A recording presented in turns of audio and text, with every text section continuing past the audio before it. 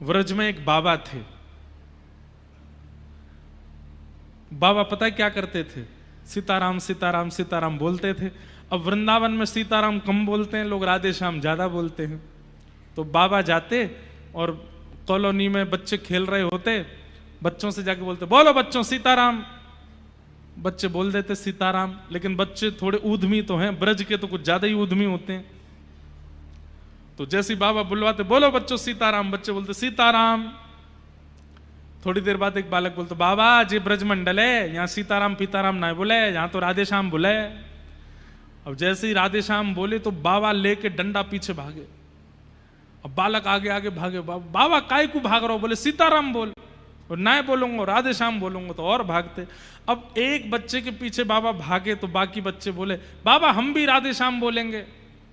तो जो जो राधे श्याम बोले बाबा सबके पीछे भागते। अब तो बच्चों को ये बढ़िया तरीका मिल गया मन लगाने का। छत पे खड़े हो जाते, जैसे बाबा, बाबा राधे श्याम।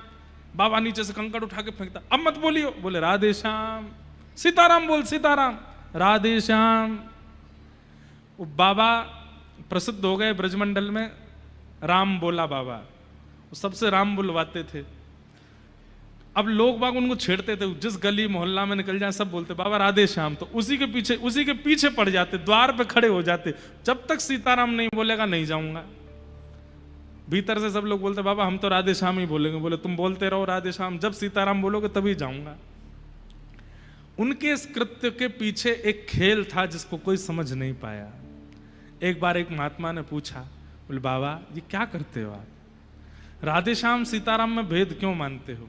ऐसा सुनते ही उनके आंखों में आंसू आ गए। बोले भेद नहीं मानता तो मेरे राधे श्याम बोलने से चिढ़ जाने पर इन लोगों को और चिढ़ाने में मजा आता है, तो ये और राधे श्याम बोलते हैं, कम से कम इनका भजन तो बनता है, उतनी देर इनका नाम तो बोलता है। मैं सीताराम बुलवाने के लिए इनके द्वार पर बैठ जाता हूं, लेकिन ये राधे श्याम बोलते रहते हैं। मुख से दिखाता हूं कि मुझे गुस्सा आ रहा है, ताकि मेरी चिड़न देख के ये और चिढ़ाएं, और चिढ़ाने के चक्कर में और राधे श्याम बोलें। अरे भैया ये कलयुगी जीव अगर नाम नहीं बोलेंगे तो इनका कल्याण कैसे होगा? इसलिए मैं ये खेल का आश्रय लेता हूं ताकि इनसे राधे श्याम बुलवा सकूं। सोचिए नाम कितना आवश्यक है। श्रीमद् भागवत का विषय क्या है? परम धर्म। और परम धर्म किसे कहते हैं? कि देह से उठ करके अब आत्मचिंता होती है। क्या केवल खाने पीने हंसने बैठने कमाने के लिए ही मैं आया संसार में? और एक बात बताएं, पुनर्जन्म किसका होता है? जिसकी इच्छाएं अधूरी रह जाती हैं उसका पुनर्जन्म होता है। मन था इंदौर में बंगला बनाना है, उसके लिए पैसे कमाने हैं, खूब कमा लिए लेकिन बंगला नहीं बना पाए, प्राण निकल गया। तो फिर जन्म होगा, और फिर जन्म होकर के फिर कोई और इच्छा। अब एक इच्छा तो पुरानी चल रही है पिछले जन्म की, इंदौर में बंगला बनाने की। इस जन्म में और 2-3 इच्छाएं प्रकट हो गई, वो भी अधूरी रह गई, तो 3-4 इच्छा, फिर तीसरा जन्म होता है। आप और मैं यहां पे जो हम बैठे हैं, हम कितने जन्मों की इच्छाएं अधूरी पड़ी हैं हमारी, उसकी वजह से बैठे। 2 ही तरीके हैं, या तो इच्छा, अब हमें तो पता नहीं पूर्व जन्म में हमारी क्या इच्छा थी, और जब तक वो पूरी नहीं होगी तब तक जन्म लेना ही पड़ेगा। या फिर दूसरा तरीका है, नाम आश्रय लेकर के सब छोड़ दो, इच्छा का भी त्याग कर दो, तो पूर्व की इच्छाएं जो हैं वो भी नाम से नष्ट हो जाएंगी, निवृत्त हो जाएंगे संसार से, फिर नहीं आना पड़ेगा, फिर पुनर्जन्म नहीं होगा। इसलिए कलयुग केवल नाम आधारा। यहां यज्ञ नहीं, अनुष्ठान नहीं, जप नहीं, तप नहीं, वो सब करो, आपकी इच्छा है। आप यज्ञ करना चाहो कर सकते हो, आप तप करना चाहो कर सकते हो, आप नियम व्रत करना चाहो कर सकते हो, पर कलयुग में प्रधानता अगर है तो वो नाम की है। नाम, और उस नाम प्रताप से ही आत्म कल्याण किया जा सकता है। आप अपनी जॉब कीजिए, कर्म कीजिए, बिजनेस कीजिए, दुकान चलाइए, व्यापार करिए, खेती करिए, सब करो, उससे धर्म करो, लेकिन हर क्रिया को करते करते नाम आश्रय करो, नाम जपते रहो, उससे आत्म कल्याण करके परम धर्म भी करो। और मैंने परम धर्म का दूसरा रूप क्या बताया कि स्वयं भी करो, दूसरों से भी करवाओ। इसका सबसे पहला टेक कहां से प्रारंभ होगा? Mobile phone. फोन उठाते ही हेलो बोलना बंद कर दो। क्या बोलो?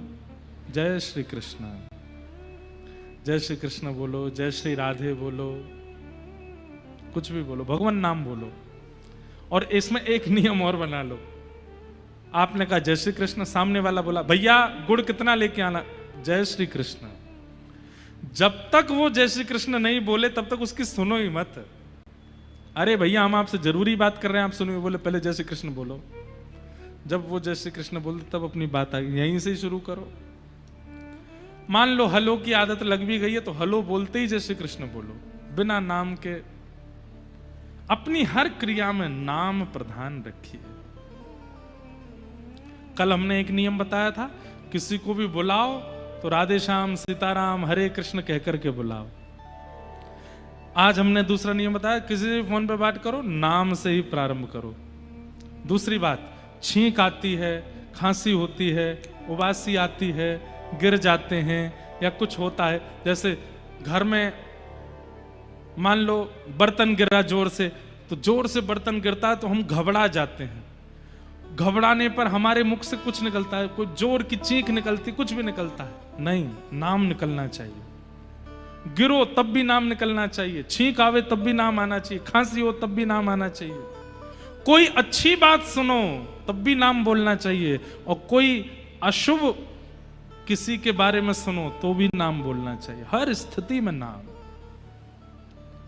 बच्चे आकर के बोले मां मैं फर्स्ट आया, अरे वाह वाह वाह, राधा रमण राधा रमण राधा, हरि शरणम श्री कृष्ण शरणम मम, ठाकुर जी कृपा।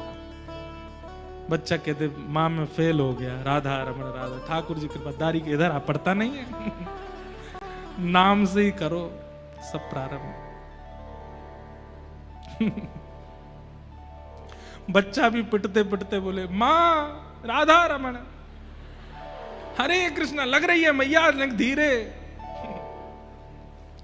नाम आपकी हर स्थिति में आ जाएगा, उस दिन ये कलयुग हाथ पे हाथ धरे बैठा रह जाएगा, आपका कुछ नहीं बिगाड़ पाएगा। नाम आश्रित हो जाइए, और वह नाम आश्रय ही आत्म कल्याण है, जो कि भागवत का विषय है, यानी कि परम धर्म।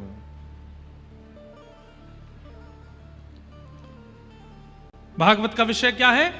परम धर्म। और परम धर्म क्या है? आत्मा का कल्याण, चित्त का कल्याण। अब दूसरा आता है, भागवत का अधिकारी कौन है? ये बात तो बंधुओं आप सबको सुननी चाहिए। वैष्णव धर्म पर, भक्ति पथ पर, भागवत पथ पर चलने का अधिकार किसका है? वैसे तो कोई भी आ सकता है। आपने अभी हमने ही कहा कथा में कि बहुत ब्रॉड माइंड है, यहां पे तो जो आना चाहे आ सकता है, लेकिन एक व्यक्ति का निषेध है भक्ति के पथ पर। भागवत की कथा में भक्ति के पथ पर भगवान से मिलने में एक व्यक्ति का निषेध है। कौन? निर्मत सराणाम सताम, जिसके चित्त में मात्सर्य है। मात्सर्य मतलब ईर्ष्या। अब आप देखेंगे, कामी व्यक्ति को निषेध नहीं बताया, क्रोधी व्यक्ति को निषेध नहीं बताया, भोगी व्यक्ति को निषेध नहीं बताया, लोभी व्यक्ति को भी निषेध नहीं बताया। निषेध किसका बताया? ईर्ष्यालु व्यक्ति का। हमारे यहां कह दिया गया है कि कामी व्यक्ति महापापी, क्रोधी व्यक्ति महापापी, आदि आदि सब महापापी। पर सबसे बड़ा महापापी कौन? जो दूर से दूसरे की उपलब्धियों से पीड़ित होता है, वो महापापी है। और बुरा नहीं मानिएगा, आज की तारीख में व्यक्ति अपने दुख से कम दुखी है, दूसरे के सुख से ज्यादा दुखी है, और ऐसे लोगों की संख्या सबसे ज्यादा है। और मैं एक बात भी कह दूं बिना संकोच के, उन संख्याओं में मैं और आप भी आते हैं।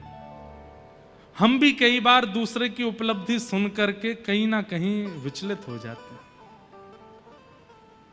ये उसे प्राप्त कैसे हो गया, ये उसके साथ कैसे हो गया, ये उसका अधिकारी तो नहीं था। और भैया एक बात हमारी बहुत ध्यान से सुन लीजिएगा, ईर्ष्या चित्त में आना इस बात का प्रमाण है कि ठाकुर जी के प्रियों में आपका नाम नहीं है। ईर्ष्या यदि चित्त में प्रकट होती है, ईर्ष्यालुता अगर आपके चित्त में है,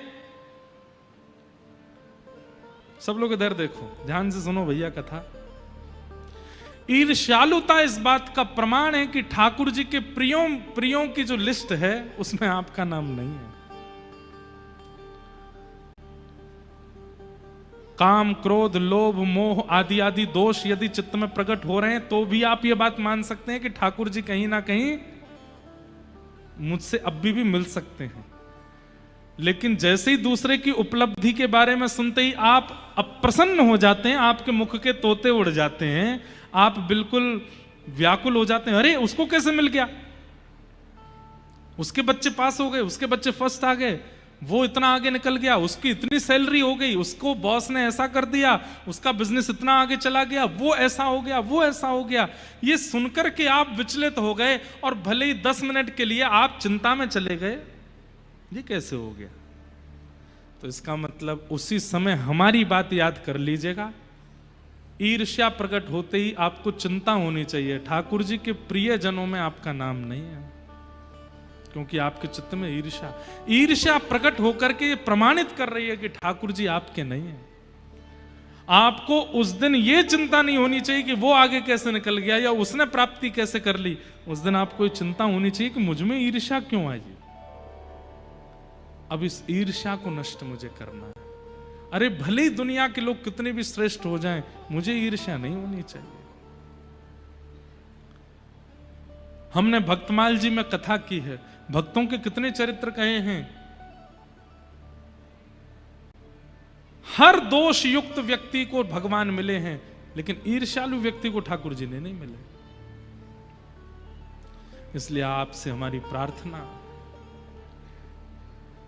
ईर्ष्या मत लाओ। और ईर्ष्या, यहां कुछ लोग चिल्ला रहे हैं, उनको बोल दो थोड़ी शांति रखें। बस एक ही उठ के जाना, बहुत सारे नहीं, बाकी सब इधर देखो, इधर देखो, सुनो। ईर्ष्या नष्ट होने का एक ही उपाय है। चैतन्य महाप्रभु कहते हैं, तृणादपि सुनीचेन, अपने आप को तृण के समान मानो। मैं कुछ हूं, ये भावना चित्त में आएगी तो साथ में ईर्ष्या भी लेकर के आएगी, आपको पता नहीं चलेगा, बाद में वो प्रकट होती है। मैं कुछ हूं, ये भावना आपके चित्त में आई, मैं सुंदर हूं, मैं अच्छा गा लेता हूं, मैं अच्छा बोल लेता हूं, मैं पहन करके बहुत बढ़िया लगता हूं, या मैं बहुत इतने करोड़ का मालिक हूं, इतनी संपत्ति मेरी है। किसी भी रूप में मैं कुछ हूं, ये भावना चित्त में आती है तो उसके साथ में ईर्ष्या भी आती है। वो ईर्ष्या उस समय प्रकट नहीं होती, जब आपसे श्रेष्ठ कोई आपको दिखाई देता है, तब वो ईर्ष्या प्रकट होकर आपको संकेत करती है। इसलिए ईर्ष्या को नष्ट करने का एक ही उपाय है, क्या? मैं कुछ नहीं हूं, ये भाव रखो। सब कुछ प्राप्त होने के बाद भी दृष्टि नीची रहे। श्रीनाथ जी दृष्टि नीची क्यों रखते हैं? श्रीनाथ जी आंखें नीची क्यों करते हैं? उसके पीछे कई उदाहरण दिए गए हैं। पुष्टि मार्ग में कहा जाता है कि ठाकुर जी नीचे दृष्टि करके इसलिए खड़े हैं कि ठाकुर जी संकेत कर रहे हैं, मैं सबको नहीं देखता, जो मेरी शरण में है उन्हीं को देखता हूं। पहला संकेत। दूसरा संकेत रस पक्ष में चला जाता है, हमारे वृंदावन की रस भावना में चला जाता है, क्योंकि जब ठाकुर जी ने गिरिराज जी उठाए तो सन्मुख श्री जी खड़ी हैं, बिल्कुल सामने किशोरी जी खड़ी हैं, तो ठाकुर जी उनको देख रहे हैं। और तीसरा पक्ष जो मुझे लगता है कि ठाकुर जी संकेत कर रहे हैं, तैने मेरे ज्ञान की कॉपी तो कर ली, बंधुओं, संसार में ज्ञान का संचार कहां से हुआ? श्री कृष्ण से हुआ। वैसे लोग इनको चोर बोलते हैं कि ये माखन चोर हैं, वास्तव में देखें तो पूरा विश्व चोर है और सबने चोरी करी इनसे है। कैसे? पति को कैसा व्यवहार करना चाहिए ये किसने सिखाया? श्री कृष्ण ने सिखाया। पति का पतित्व कृष्ण से सीखा जाता है। पुत्र कैसा होना चाहिए ये श्री कृष्ण से सीखा जाता है। प्रेमी कैसा होना चाहिए ये श्री कृष्ण से सीखा जाता है। ज्ञानी कैसा होता है ये श्री कृष्ण से सीखा जाता है। योद्धा कैसा होता है ये कृष्ण से सीखा जाता है। अरे कहां तक कहें, ड्रेसिंग सेंस कैसा होता है ये श्री कृष्ण से सीखा जाता है। श्रृंगार कैसा होता है ये श्री कृष्ण से सीखा जाता है। गाया कैसे जाता है, नाचा कैसे जाता है ये कृष्ण से सीखा जाता है। और शत्रुता कैसे की जाती है ये भी श्री कृष्ण से सीखा जाता है।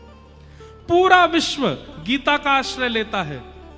योद्धा को युद्ध कैसा, बिजनेसमैन को बिजनेस कैसा, पढ़ाई पढ़ने वालों को, विद्यार्थियों की पढ़ाई कैसी, कुंवारों का जीवन कैसा, ब्याह ठ्यायों का जीवन कैसा, वृद्धों का जीवन कैसा, बालकों का जीवन कैसा, सब कहां से सीखते हैं? इनसे सीखते हैं। तब ठाकुर जी कहते हैं तेने सब नकल मेरी कर ली, अब एक नकल और कर। बोले क्या? नीची दृष्टि करके ठाकुर जी मानो संकेत कर रहे हैं, झुक के रहो, थोड़े नीचे रहो, ज्यादा चौड़े बनकर के मत रहो कि तुम कुछ हो, तुम कुछ नहीं हो। और एक बात बता, अभी बाढ़ आई है पूरी दुनिया में।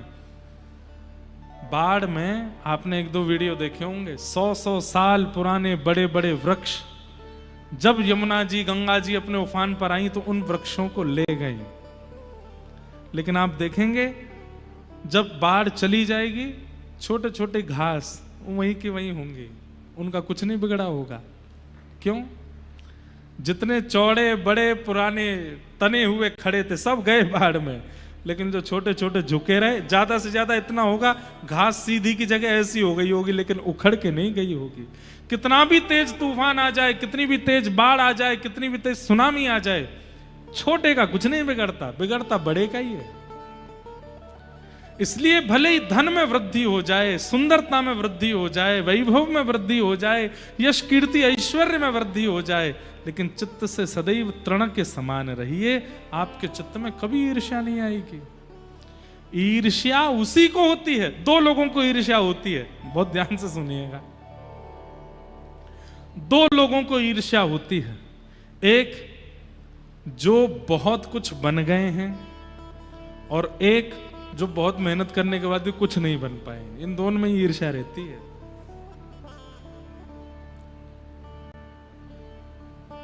लेकिन हमें कैसा होना है?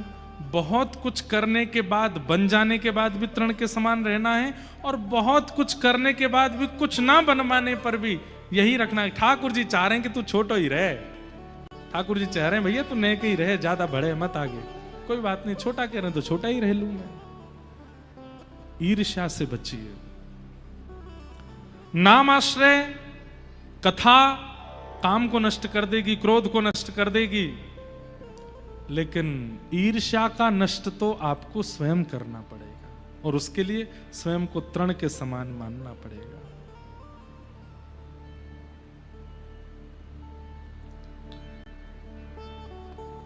हम सब लोगों ने स्कूल में, आप सब जितने भी लोग यहां बैठे हैं, जो स्कूल गया है, हो ही नहीं सकता कि अपनी 8वीं 9वीं कक्षा में यह श्लोक आपको स्कूल में ना पढ़ाया गया हो। 9th के बाद हिंदी संस्कृत में चॉइस होती है, पर 9वीं से पहले 7वीं 8वीं में तो संस्कृत पढ़ाई ही जाती है हर बच्चे को। कॉन्वेंट स्कूल में भी पढ़ते हैं, अब की पता नहीं। और वहां एक श्लोक सबको पढ़ाया जाता है, नमन्ति फलिनो वृक्षा नमन्ति गुणिनो जना शुष्क काष्ठानि मूर्खाश्च न नमन्ति कदाचन। फलित वृक्ष झुकता है, जैसे फलित वृक्ष होता है उसका स्वभाव झुकने का होता है, ऐसे गुणी व्यक्ति का स्वभाव भी झुकने का होता है। लेकिन शुष्क काष्ठ जिसमें फल नहीं लगते वो सीधा खड़ा रहता है, और जिसमें फल नहीं लगते वो सीधा खड़ा रहता है, और आंधी आने पर उसका टूट के गिरने का चांसेस सबसे ज्यादा होते हैं। ऐसे ही जिस व्यक्ति के अंदर गुण नहीं होते, जिस व्यक्ति के अंदर फल नहीं होते, गुण नहीं होते, वो झुकना नहीं जानता, और दुनिया में जब तूफान आता है तो उसका गिरना निश्चित होता है। इसलिए झुक के रहिए, छोटे रहिए, ईर्ष्या कभी नहीं आएगी चित्त में। और ऐसे को ही भक्ति पथ का, धर्म पथ का, भागवत पथ का, वैष्णव पथ पर चलने का अधिकार है। और सीधी बात कह दें तो हरि प्रियों की जो लिस्ट है ना ठाकुर जी के पास, जिनसे ठाकुर जी प्रेम करते हैं, उस लिस्ट में अपना नाम चढ़ाने का आपको अधिकार मिल जाएगा। ठाकुर जी के प्रिय बन जाओगे। निर्मत्सराणाम सताम। विषय सुना, अधिकारी सुना। अब तीसरी बात, श्रीमद् भागवत हमारा किससे संबंध कराती है और कैसा संबंध कराती है? तो वैद्यम वास्तवमत्र वस्तु शिवदम तापत्रयो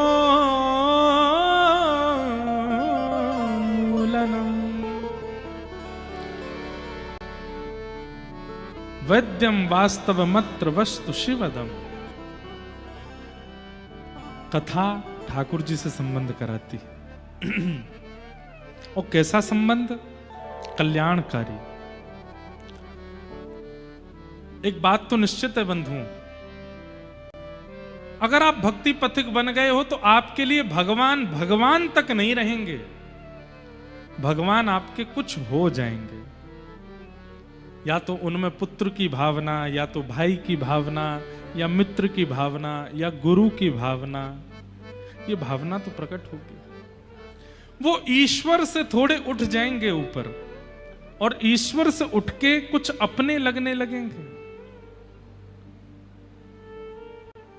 हमारे पुराने पुराने भक्तों की तो कथाएं आप खूब सुनते हो। नए नए भक्तों में भी आजकल 10, 15, 20 सालों में भी ऐसे ऐसे भक्त हुए जिन्होंने ठाकुर जी से संबंध माया और ठाकुर जी ने उसको निभाया।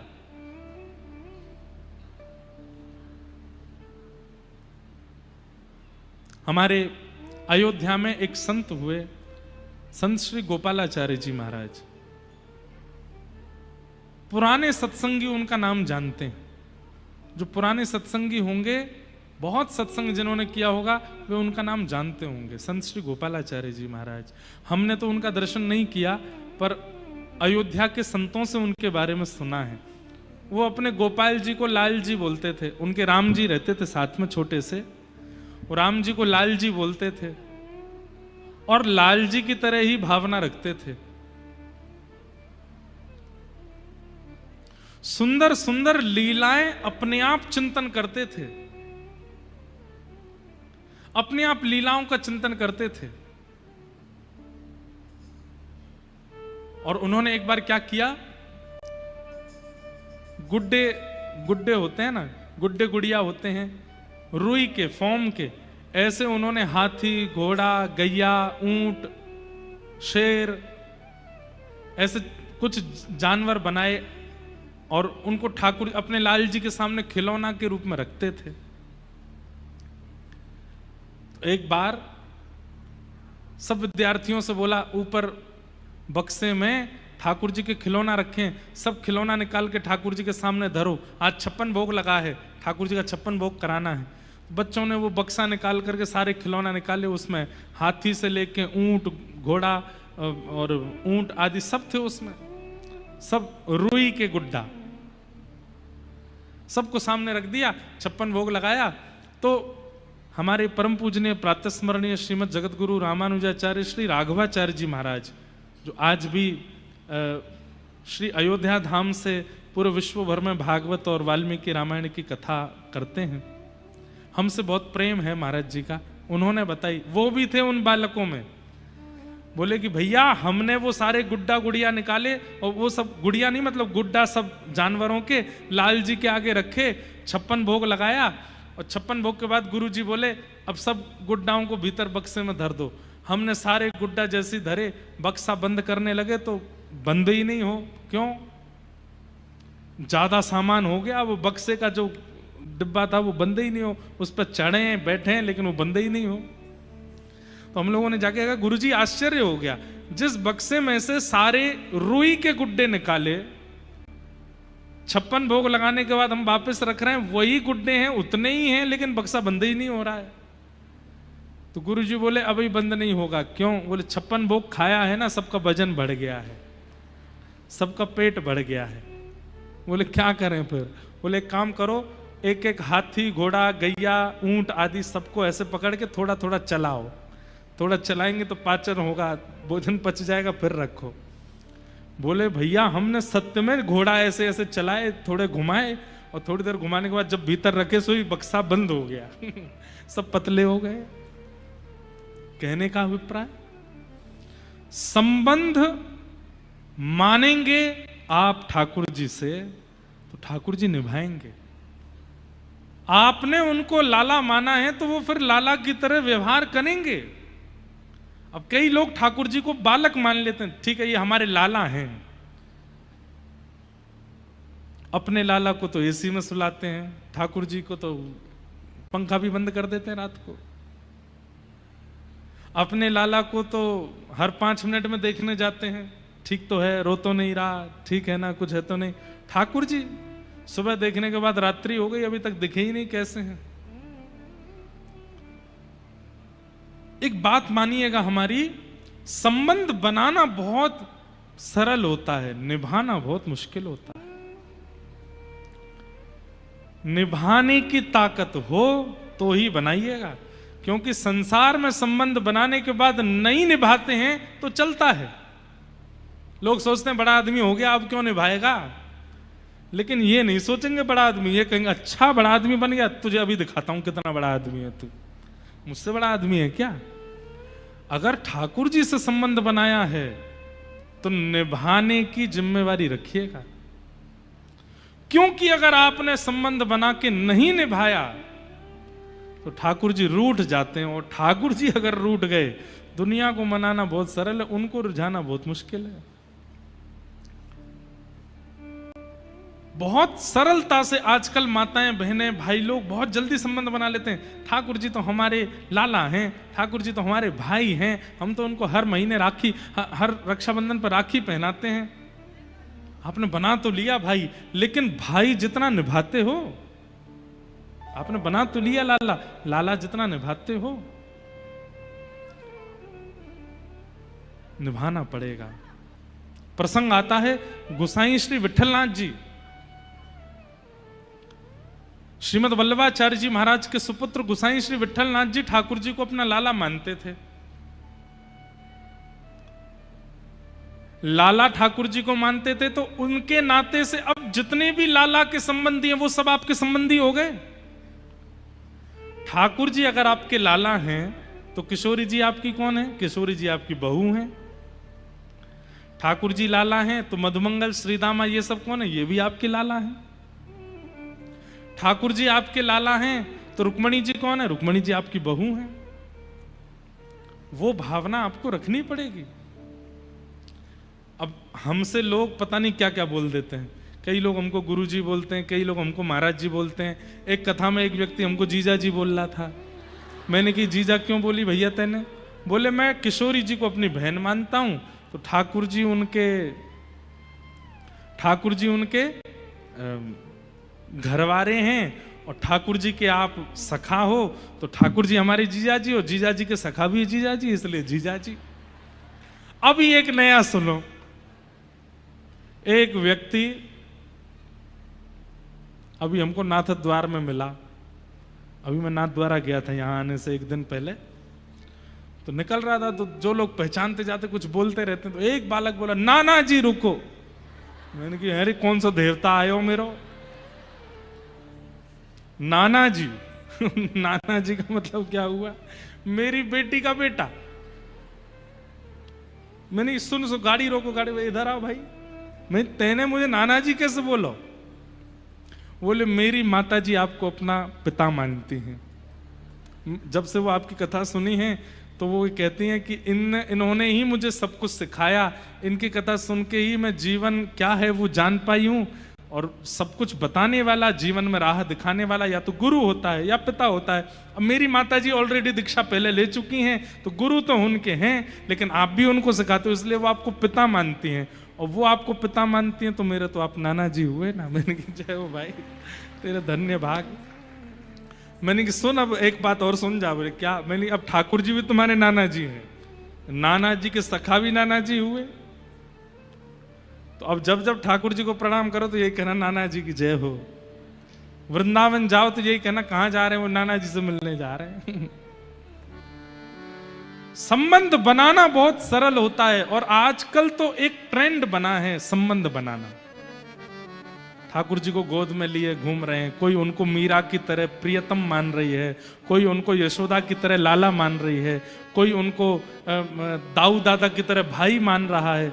बनाना बहुत सरल है, पर अगर नहीं निभाया ठाकुर जी नाराज हो जाएंगे।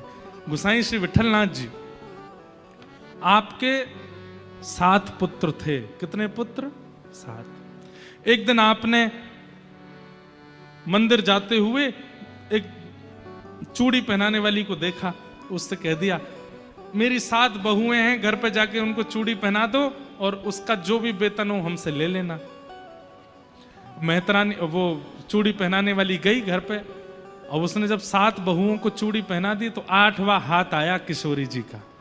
छोटे छोटे हाथ किशोरी जी ने अपने हाथ आगे किए। अब चूड़ी पहनाने वाली बोली मेरे को तो 7 की आज्ञा, लेकिन इतनी सुंदर, इतनी सुकुमारी और नेक्सी सी लाली हाथ आगे कर रही है। रुका नहीं गया, उसने पहना दिए और जाकर के गोसाई विठलनाथ जी से कहा मैंने आपकी 8 बहुओं को चूड़ी पहना दी।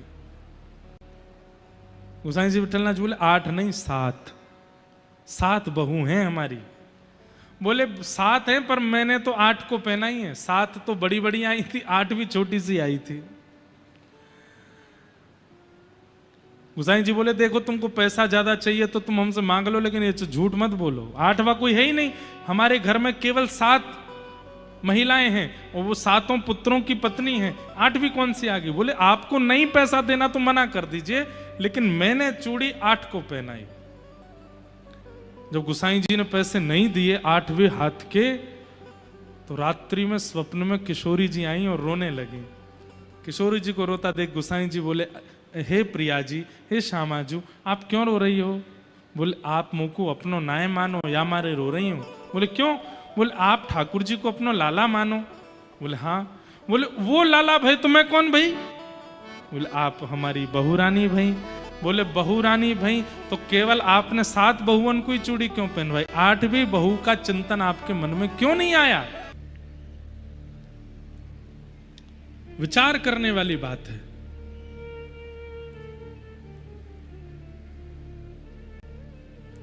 माधव दास जी बोले कि नाथ आप तो भगवान हो, पीड़ा दूर कर दीजिए। ठाकुर जी बोले अगर पीड़ा अधूरी रह गई तो उसको पूरा करने के लिए तुम्हें दोबारा आना पड़ेगा। उसके लिए व्यक्ति यत्न कितना भी कर ले, और यत्न उपाय हैं भी, पर हमारी प्रार्थना मानिए यत्न ज्यादा मत किया कीजिए। रोग हो जाए औषधि लो, परहेज करो, पर इस प्रकार से शंकर जी पे कुछ डाल दिया, महादेव जी पे, हनुमान जी पे कुछ चढ़ाया है, जो नियम शास्त्रों में है उससे अतिरिक्त कुछ मत कीजिए अपनी सुख सुविधा के लिए। उससे होगा क्या पता है? शंकर जी डर के मारे कि कहीं दोबारा मिर्च नहीं चढ़ाए, आपके कष्ट दूर भगा देंगे। इसका कष्ट दूर करो, फिर से मिर्च चढ़ा देगा।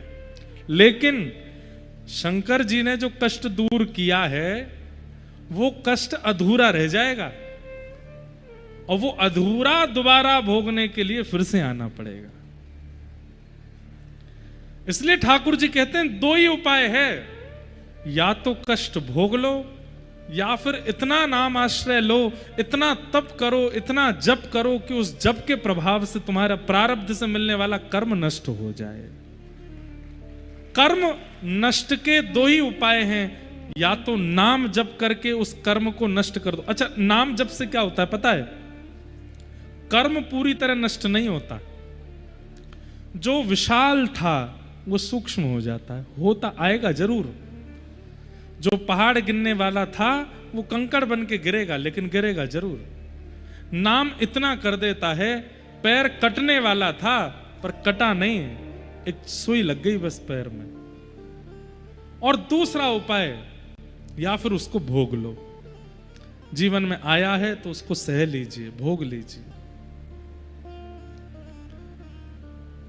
एक प्रकार से जीवन में कष्ट जो होते हैं वो निवृत्ति का स्वरूप है। कंटक कट रहा है आपका, भोग लीजिए उसको।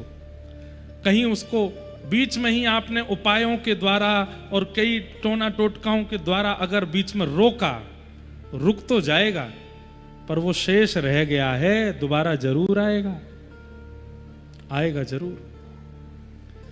इसलिए भैया कलयुग में रहते हैं हम आप सब लोग। इतनी ज्यादा भागदौड़ क्यों करते हो, इतने विचलित क्यों होते हो? हरि नाम बोलो, आनंद में रहो, जो मिले सब स्वीकार करो।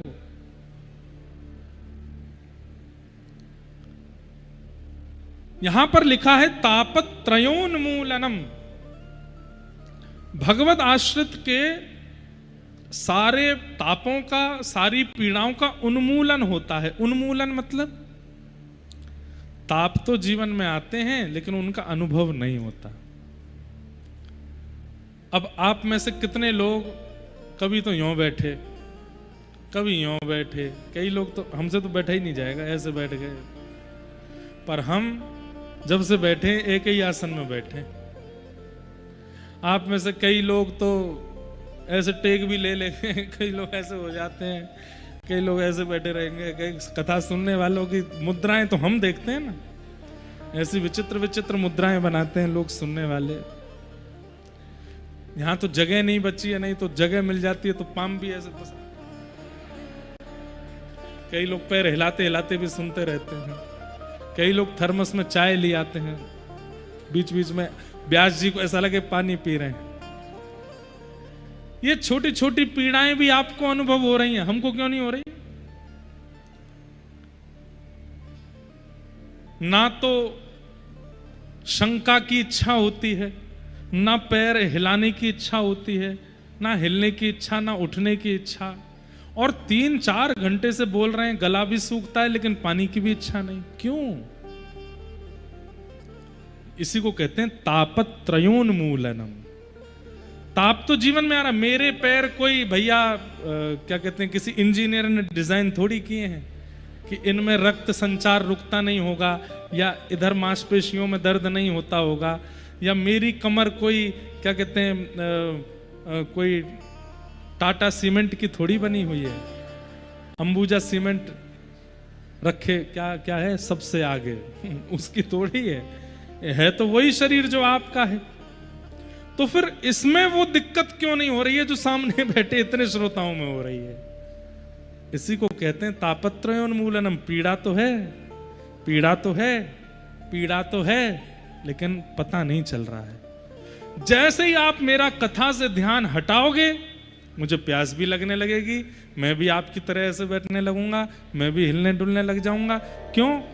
मन एकाग्र जो कथा में था वो वहां से हटते ही आपको पीड़ा। अब समझ में आया सूत्र? पीड़ा नाम कुछ होता ही नहीं है। मन की एकाग्रता जहां होती है वहां पीड़ा और अपीड़ा का अनुभव होने लगता है। कई लोगों को यहां बहुत सुख मिल रहा है, आनंद आ रहा, कई लोगों को यहां भी पीड़ा हो रही है। कब होगी पूरी कथा? ये व्यास जी 3 घंटा है बोले ही जा रहे, बोले ही जा रहे, बोले ही जा रहे। समझ गए भैया बात? अब ठीक है, बस करो, चलते बनो। कई लोगों को कथा में पीड़ा होती है। अब ऐसी साधु, अभी एक पिक्चर आई महाअवतार नरसिम्हा, तो हम 2-3 बार देखने चले गए। उसके जो क्रिएटर्स हैं वो बहुत प्रेम भी मानते हैं और उन्होंने बनाई भी बहुत अच्छी। हमने कहा भाई हमारे जाने से, वैसे तो कभी फिल्मों का कोई ऐसा प्रमोशन नहीं, पर ये फिल्म नहीं है, हमारे ठाकुर जी का दर्शन है, इसका प्रमोशन तो हम करेंगे चाहे बार बार जाना पड़े। तो हम एक महात्मा जी को ले गए अपने संग अभी जयपुर में। अब वो 4D ऑडियो, चारों तरफ से आवाज आती है ना। अब जैसे ही बराह भगवान ने अपनी सुदर्शन उठाया तो इधर से आवाज आई, और बाबा कहें अरे अरे अरे कुछ गिर रहा है यहाँ से। मैंने कहा बाबा यहाँ से कुछ नहीं गिर रहा, वो आवाज ऐसी आ रही है चारों तरफ से। थोड़ी देर बाद 3D वाला चश्मा पहना दिया तो महाराज जी मुझसे बोले आप नरसिंह भगवान को मेरी तरफ से प्रणाम करिए ना, मैं तो यहीं से जा रहा हूं, मुझसे नहीं देख पा रहा। भले ही वो ठाकुर जी की पिक्चर है पर है तो पिक्चर। अब भजनानंदी को वहां पीड़ा हो रही है, मैं नहीं बैठ पा रहा हूं, तो चले ही गए। थोड़ी देर बाद में उठ के निकल गए, बोले इसकी आवाज कम करा दो, मेरे कान में बहुत तेज लग रही है। अब लोग यहां आजकल के बालकों को देखो, उल्टे सीधे गाने सुनेंगे, धुआंधार आवाज चला देंगे, उनका मतलब ही नहीं समझ में आता है जो वो सुनते हैं, और उस पर उछल उछल के नाचते हैं, और वो भी वॉल्यूम पूरी करके नाचेंगे। अरे इससे बढ़िया कीर्तन में नाचो, भजन, उनका कोई मतलब तो है, इनका कोई सार तो है। और एक बात और बोल दें आपको, जब भजन में नृत्य करता है ना व्यक्ति, मीरा भाई नृत्य करती थी जब कीर्तन हो जाता था शुरू, तो भजन में जो नाचता है 84 लाख योनियों में फिर नाचना नहीं पड़ता उसको, सब जगह से निवृत्त हो जाता है।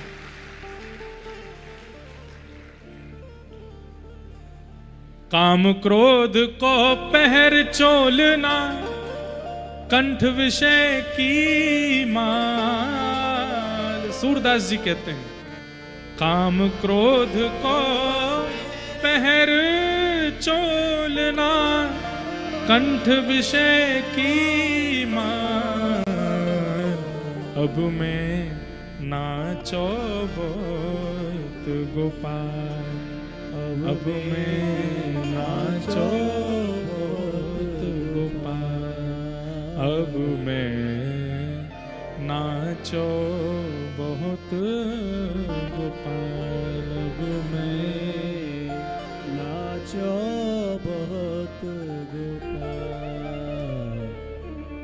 विषयों में नाचना हमें ऐसा लगता है कि 84 लाख में फिर कुछ और एड ऑन कर देते हैं आप।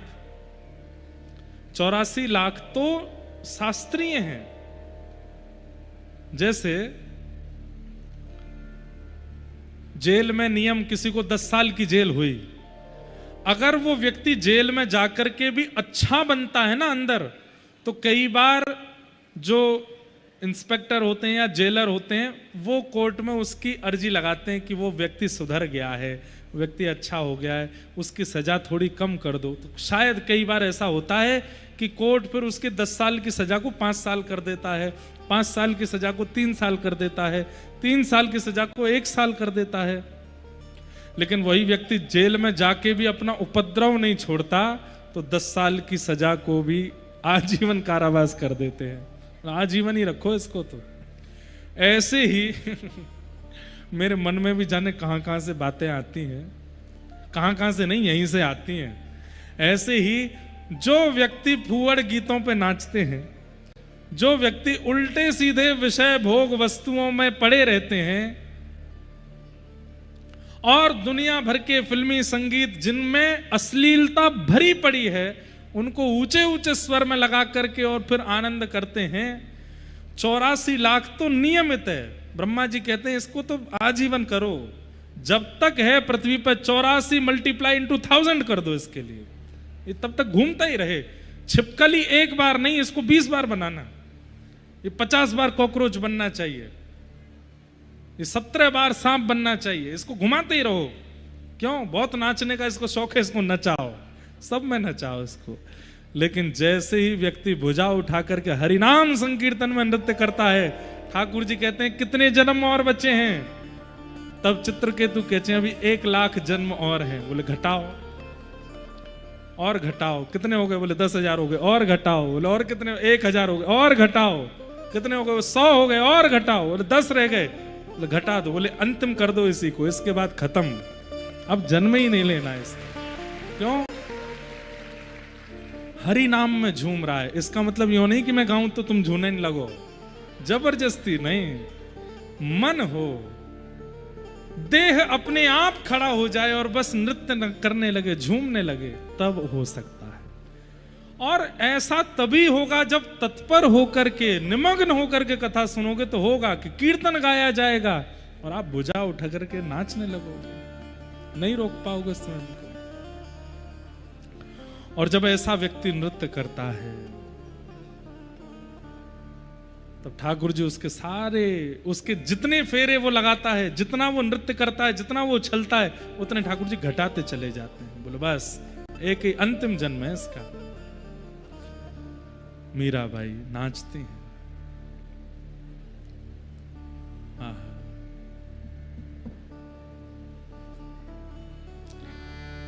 गिरधर जन्म मरण रासा थे, गिरधर जन्म मरण रासा थे, गिरधर जन्म मरण रासा थे, गिरधर जन्म मरण रासा थे। ओ आए नाई बिसरू में दिन राती, नाई बिसरू में दिन राती, ओ आए नाई बिसरू में दिन राती, आए नाई बिसरू में दिन राती, गिरधर जन्म मरण रासा थे, गिरधर जन्म मरण रासा थे, गिरधर जन्म मरण रासा थे, गिरधर जन्म। अब गाएंगे, इसके आगे भी गाएंगे, पहले कथा का क्रम आज का पूरा कर लें फिर गाएंगे हैं? अभी यहीं पर पॉज करके पहले एक श्लोक और रह गया, आज का क्रम पूरा कर दें। निगम कल्प तरोर्गलितं फलम सुखमुखादमृत द्रव संयुतम पिबत भागवतं रसमालयं मुहुर्हो रसिका भुवि भावुकाः। श्रीमद् भागवत क्या है? वेद रूपी कल्प वृक्ष का पका हुआ फल है। श्रीमद् भागवत फल है, ध्यान से सुनिएगा।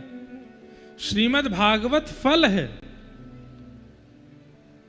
वृक्ष से फल मांगा जाता है, फल से फल नहीं मांगा जाता। फल से क्या मांगा जाता है बताइए? फल क्या देता है? फल रस देता है, फल भूख मिटाता है, क्षुधा निवृत्त करता है, और फल अनेक फलों को जन्म देने का बीज देता है। ये तीन चीजें फल से मिलती हैं। क्या क्या? रस, भूख निवृत्ति और अनेक फलों को जन्म देने की सामर्थ्य, ये फल से प्राप्त होता है। कई लोग कथा कराते समय भी, कथा सुनते समय भी फल की इच्छा रखते हैं। हमारा व्यापार अच्छा हो जाए, हे भागवत जी कृपा कर देना। कई माताएं आती हैं, हमारे बेटा के बेटा नहीं हो रहा, कृपा कर दो महाराज जी। अरे फल कौन मांगता है? आप लोग कथा सुन रहे हैं, आपके घर में कथा हो रही है, आपके नगर में कथा हो रही है, आपके प्रांत में कथा हो रही है, ये आपके पूर्व के किए हुए सत्कर्मों का फल ही मिला है आपको। आप फल से फल नहीं मांग सकते, फल से तो रस मांगा जाता है। और रस कैसा होता है? जिसको पाते ही नेत्र बंद हो जाएं, जिसको पाते ही कान बंद हो जाएं, जिसको पाते ही सारी इंद्रियां एक रस हो जाएं और बस उस रस के आस्वादन में डूब जाओ, वो रस होता है। बढ़िया वाला आम मिला हो, खूब मीठा आम, बिल्कुल केसरी आम, और जैसे ही उसकी वो छिलका हटा के थोड़ा सा मुख में लिया गया, उसका रस भीतर जाते ही आंख बंद कर दे, आहा बस मन हो ये खत्म ही ना हो, ये होता है रस। कथा सुनते समय ऐसी स्थिति बने। दूसरा, कथा से क्षुधा निवृत्त हो। क्षुधा क्या है? संशय रूपी क्षुधा। ये ऐसा क्यों है, ये वैसा क्यों है, ये क्यों है, ये क्यों है, ये क्यों जो आपके चित्त में प्रश्न प्रकट होता है, इस क्यों का उत्तर मिलता हो, क्षुधा निवृत्त होती हो। और फल से क्या मिलता है? अनेक फलों को प्रकट करने की सामर्थ्य। यहां इतने लोग श्रीमद् भागवत रूपी फल लेकर के गए। इतने लोग ले गए और जाकर के 10-10 लोगों को और दे दिया। आप एक एक व्यक्ति 10-10 जो आए नहीं कथा में, उन 10 लोगों को और यहाँ का प्रसाद बांट दिया। जैसे कोई व्यक्ति काशी जाता है तो वहां से प्रसाद लाता है, जगन्नाथपुरी जाता है वहां से प्रसाद लाता है, बद्रीनाथ जाता है वहां से, और फिर प्रसाद लाके अपने घर में, परिवार में, रिश्ते में, नातेदारों में, मित्रों में, सब में बांटता है। ठीक वैसे ही कथा जो बाहर से सुनने आए वे सब लोग अपने अपने यहाँ जाइए, अपने स्कूल में, कॉलेज में, दफ्तर में, दुकान में, व्यापार में, जो जो नहीं आए कथा में, रोज एक दिन बैठ के, वो तो पता महाराज जी ने एक बात ऐसी बताई थी, महाराज जी एक बात ये बता रहे थे, वहां कथा में हमने ऐसा सुना था, वहां कथा में ये बात, ये उनको प्रसारित करना, उससे क्या होगा, आपने फल प्राप्त करके उसके बीज का रोपण किया, बीज बो दिया। अब क्या होगा, जो बीज बोया है वो एक दिन सामने वाले के चित्त में फले। अच्छा, आपने 4 बीज बोए, चारों वृक्ष बन जाएं ऐसा जरूरी नहीं होता, कई बार 2 ही वृक्ष बन पाते। आपने 10 लोगों को बताई, कथा में सुनी बात, तो 10 में से 2 ने भी अगर जीवन परिवर्तित कर दिया तो ठाकुर जी उन 2 के बदलने से आपसे प्रसन्न हो जाएंगे। चलो, कथा इसने सुनी, लेकिन इसने जाके 10 को बताई, 10 में से 2 और परिवर्तित हुए, इससे मैं प्रसन्न हूं। ये करते हैं फल प्राप्ति के बाद। श्रीमद् भागवत फल है, यहां रस की कामना करो, यहां अनेक फल प्रकट करने की बीज की कामना करो, यहां पर क्षुधा निवृत्ति की कामना करो, यहां फल की कामना मत करो। ये तो फल ही है, स्वयं फल ही मिला है आपको आपके कर्मों का। निगम कल्पतरोर्गलितं फलम्